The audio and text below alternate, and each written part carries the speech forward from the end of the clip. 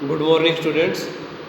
तो हम बायोलॉजी में हम सेकंड चैप्टर था जो फर्स्ट यूनिट का उसको कवर कर रहे थे। तो उसके अंदर हम सीड टॉपिक तक आ चुके हैं। ठीक है, इससे पहले हमने क्या क्या भी सारा पढ़ लिया है वो कि मेल रिप्रोडक्टिव यूनिट क्या होती है, फीमेल रिप्रोडक्टिव यूनिट क्या होती है, उसके बाद कोलन पिस्टल इंट्रैक्शन कैसे होता है, उसके बाद एम्ब्रियो की फॉर्मेशन कैसे होती है। ठीक है, अब एम्ब्रियो के बाद क्या आता है इसमें टॉपिक सीड का। तो देखो सबसे पहली बात आती है सीड होता क्या है। देखो सीड क्या होता है, seed the ripened ovule is called seed. Ripened का मतलब पका हुआ। जो ओव्यूल होता है ओवरी के अंदर वो जब पक जाता है उसको हम क्या बोल देते हैं, सीड। आप राइपेंड की जगह मैच्योर भी बोल सकते हो कि the mature ovule is called seed. ठीक है, या fertilised ovule is called seed, कुछ भी हम कह सकते हैं। ठीक है, तो सीड क्या होता है, ripened ovule is called seed. अब देखो कोई भी जब सीड होता है उस सीड के कुछ पार्ट होते हैं। ठीक है, तो सीड के कौन कौन से पार्ट होते हैं, देखो सबसे पहले होते हैं सीड में सीड कोट। क्या होते हैं सीड में, सीड कोट। कोट मतलब उसकी कवरिंग्स। तो जो सीड होता है उसकी दो कवरिंग होती है, एक होती है आउटर, एक होती है इनर। एक होती है आउटर कवरिंग, एक होती है इनर कवरिंग। ठीक है, तो देखो मान लो एक ये कोई सीड है, इसकी जो कवरिंग होगी वो दो होगी ऐसे। ठीक है, तो मैंने एक बात आपको बताई थी जब मैंने ओव्यूल की स्ट्रक्चर पढ़ाई थी आपको। तो ओव्यूल में मैंने बताया था कि दो तरीके की कवरिंग होती है, आउटर इंटीगुमेंट और इनर इंटीगुमेंट। तो जो सीड जब बनता है ओव्यूल से, तो जो ओव्यूल का इंटीगुमेंट होता है आउटर, उससे तो बन जाती है सीड की आउटर कवरिंग जिसको हम बोलते हैं टेस्टा। और जो इनर इंटीगुमेंट होता है उससे बन जाती है सीड की इनर कवरिंग जिसको हम बोलते हैं टैगमेन। तो इसको हम बोल देते हैं बाहर वाली जो लेयर है टेस्टा और इनर को टैगमेन। क्लियर है इतनी बात। फंक्शन क्या है इनके, टेस्टा टैगमेन का प्रोटेक्शन का फंक्शन है कि प्रोटेक्ट करते हैं सीड को। ठीक है, उसके बाद सेकंड का पार्ट होता है सीड के अंदर कोटिलेडन। क्या होते हैं, कोटिलेडन। कोटिलेडन एक से दो हो सकते हैं। अगर सीड मोनोकोटिलेडनस सीड है तो एक कोटिलेडन होएगा, अगर डाइकोटिलेडनस सीड है तो दो कोटिलेडन होएंगे उसके अंदर। ठीक है, और कोटिलेडन का काम क्या होता है, they store reserve food material. मतलब क्या हुआ कि ये फूड मटेरियल को स्टोर करके रखते हैं अपने अंदर। कौन स्टोर करके रखते हैं, कोटिलेडन्स। ठीक है, और थर्ड पार्ट क्या आता है इसके अंदर, एम्ब्रियोनल एक्सिस। तो सीड के अंदर क्या होता है, बीच में एम्ब्रियोनल एक्सिस होता है जिसके दो पार्ट होते हैं। देखो इस तरीके से होता है, मान लो एक ये एम्ब्रियोनल एक्सिस है, ये पूरा एम्ब्रियोनल एक्सिस है, इस पे दो कोटिलेडन मान लो यहाँ लगे हुए हैं, एक ये लगा हुआ है और एक ये लगा हुआ है। मान लो डाइकोटिलेडन सीड है, तो ये तो दो कोटिलेडन हो गए और ये एम्ब्रियोनल एक्सिस हो गया। अब एम्ब्रियोनल एक्सिस के दो पार्ट होते हैं, एक तो वो पार्ट जो अटैचमेंट ऑफ कोटिलेडन से ऊपर होता है, एक वो पार्ट जो अटैचमेंट ऑफ कोटिलेडन से नीचे होता है। ठीक है, नीचे क्या कौन सा पार्ट होता है, एम्ब्रियोनल एक्सिस का रेडिकल, और ऊपर क्या होता है, प्लोब्यूल। क्लियर है इतनी बात। तो ये आ गया इसके अंदर सीड की स्ट्रक्चर। अब जो सीड होता है वो कितने तरीके का होता है, तो देखो टाइप्स ऑफ सीड। देखो सीड दो तरीके का होता है, एक होता है नॉन एल्ब्यूमिनस सीड, एक होता है एल्ब्यूमिनस सीड। ठीक है, एक होता है नॉन एल्ब्यूमिनस और एक होता है एल्ब्यूमिनस।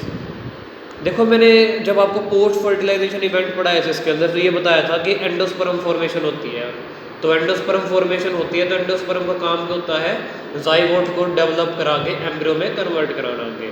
ठीक है, तो जिन सीड के अंदर थोड़ी बहुत एंडोस्पर्म बच जाती है, मतलब जाइगोट ने तो एंडोस्पर्म का यूज़ कर लिया न्यूट्रिशन के लिए, लेकिन फिर भी अगर बच गई है, ठीक है, तो उसको हम बोलते हैं एल्ब्यूमिनस सीड। तो देखो the seeds which having residual endosperm, जिन सीड के अंदर बची हुई एंडोस्पर्म होती है उनको हम बोलते हैं एल्ब्यूमिनस सीड। एग्जांपल है इसका वीट, वीट मतलब गेहूँ।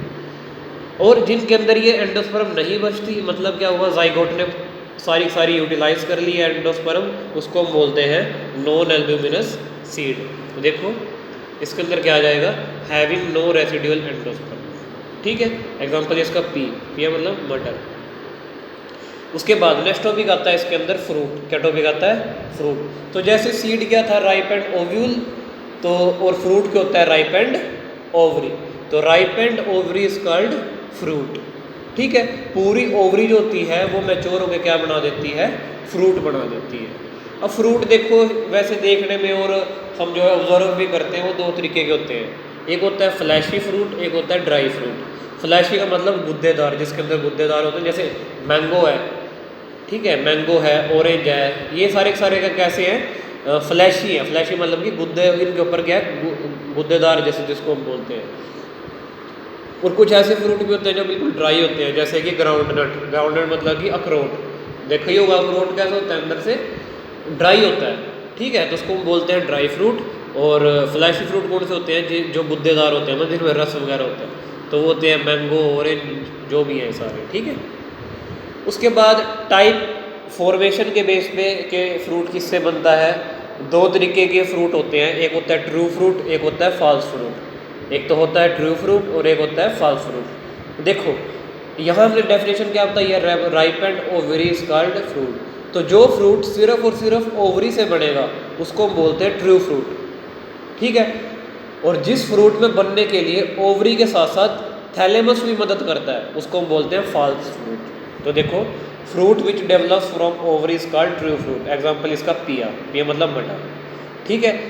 फॉल्स फ्रूट क्या हो गया, these fruit develops from ovary and thalamus. Ovary के साथ साथ थैलेमस भी इसमें मदद करता है फ्रूट बनाने के लिए, इसको हम बोलते हैं फॉल्स फ्रूट। इसका एग्जांपल आ गया एप्पल, सेब, ठीक है। और थैलेमस कहाँ होता है, देखो जो ओवरी होती है जहाँ पे फ्लावर की, उस ओवरी के नीचे थैलेमस पार्ट होता है, ठीक है। तो अगर थैलेमस भी फ्रूट बनने में मदद करे उस फ्रूट को हम बोल देंगे फॉल्स फ्रूट, और अगर सिर्फ ओवरी ओवरी फ्रूट बनाए उसको हम बोल देंगे ट्रू फ्रूट, ठीक है। उसके बाद इसमें नेक्स्ट आता है पार्थेनोकार्पिक फ्रूट। कौन सा फ्रूट आता है, पार्थेनोकार्पिक फ्रूट। पार्थेनोकार्पी आप सबको पता होगा, it is the formation of seed या फ्रूट विदाउट फर्टिलाइजेशन। बिना फर्टिलाइजेशन के फ्रूट या सीड का बनना उसको हम पार्थेनोकार्पी बोलते हैं। तो ऑब्वियसली बात है, पार्थेनोकार्पिक फ्रूट पूछा है तो the fruits that are formed without fertilisation are called parthenocarpic fruit. They do not have seed, इनके पास सीड नहीं होते, सीड इनके पास नहीं होता। एग्जाम्पल क्या है इसका, बनाना। ऑब्वियसली बात है, बनाना आपने देखोगा, जो बनाना लगता है केला, उसका कोई भी बीज नहीं होता, ठीक है। वो एक पार्थेनोकार्पिक फ्रूट है, मतलब उसमें जो उसकी ओवरी है वो विदाउट फर्टिलाइजेशन ही कन्वर्ट हो जाती है फ्रूट के अंदर, आगे मैच्योर हो जाती है खुद से ही, उसको किसी भी मेल गैमेट या मेल पार्टनर की जरूरत नहीं पड़ती। तो इन फ्रूट को बोलते हैं पार्थेनोकार्पिक फ्रूट। उसके बाद लास्ट टॉपिक आता है इस चैप्टर का, मैकेनिज्म ऑफ रिप्रोडक्शन। क्या टॉपिक आता है, मैकेनिज्म ऑफ रिप्रोडक्शन। तो रिप्रोडक्शन में कौन कौन से मैकेनिज्म है ये लिख लो इसके पास, स्पेशल मैकेनिज्म है, स्पेशल मैकेनिज्म ऑफ रिप्रोडक्शन के स्पेशल मैकेनिज्म कौन कौन से जो है वो यूज़ करते हैं और प्लांट। देखो इसमें एक पहला मैकेनिज्म आता है एपोमिक्सिस। क्या आता है, एपोमिक्सिस। देखो एपोमिक्सिस क्या होता है, हम सबको पता है कि अगर किसी भी पेड़ के अंदर या किसी भी ट्री के अंदर अगर सीड का बनना है या फ्रूट का बनना है तो उसके लिए हम सबको पता है कि भाई सेक्सुअल रिप्रोडक्शन होनी बहुत ज़रूरी है। लेकिन एपोमिक्सिस में क्या होता है कि एसेक्सुअल रिप्रोडक्शन से सीड बनता है। और बनता कैसे है, जो एसेक्सुअल रिप्रोडक्शन होती है वो सेक्सुअल रिप्रोडक्शन की मिमिक्री करती है। मिमिक्री मतलब उसकी नकल उतारती है। तो देखो it is the process of asexual reproduction. ये कैसी है, एक तरीके की एसेक्सुअल रिप्रोडक्शन है दैट मिमिक्स सेक्सुअल रिप्रोडक्शन, जो सेक्सुअल रिप्रोडक्शन की मिमिक्री करती है। कैसे करती है mimicry, by the formation of seed, seed बनाने में विदाउट फर्टिलाइजेशन, बिना फर्टिलाइजेशन। इसको हम बोलते हैं एपोमिक्सिस। क्या बोलते हैं, एपोमिक्सिस। और लास्ट टर्म आती है पोली एम्ब्रोनी। पोली का मतलब आप सबको पता है, पोली का मतलब क्या होता है, एक से ज़्यादा, और एम्ब्रोनी का मतलब एम्ब्रियो, ठीक है। तो पोली एम्ब्रोनी का मतलब क्या हो गया, the occurrence of more than one embryo in a seed. एक सीड के अंदर एक से ज़्यादा एम्ब्रियो का होना, इसको हम बोलते हैं पोली एम्ब्रियोनी। क्या बोलते हैं, पोली एम्ब्रियोनी, ठीक है। जैसे सीड के अंदर क्या होता है, जाइगोट बनता है ना, जाइगोट से क्या बनता है, एम्ब्रियो। तो जो एम्ब्रियो बनेगा अगर वो एक से ज़्यादा बने उस कंडीशन को बोल देते हैं पोली एम्ब्रियोनी। एग्जाम्पल क्या है इसका, ऑरेंज। क्या आंसर है इसका, सॉरी क्या एग्जाम्पल है इसका, ऑरेंज। जो संतरा होता है उसके अंदर आप खुद भी देखते होंगे कि कितने तरीके के उसके अंदर बीज होते हैं, एक ही फाड़ी के अंदर उसके काफ़ी सारे बीज प्रेजेंट होते हैं। तो वो क्यों प्रेजेंट होते हैं? By the help of poly embryony. ठीक है, तो यहाँ तक आपका ये चैप्टर था। इसके बाद आप एनसीईआरटी क्वेश्चन ट्राई करोगे और कोई भी डाउट हो तो पूछ सकते हो। ठीक है, तो थैंक यू। नेक्स्ट वीडियो में हम नेक्स्ट वीक जो है नेक्स्ट जो चैप्टर है उसको स्टार्ट करेंगे। ठीक है, थैंक यू।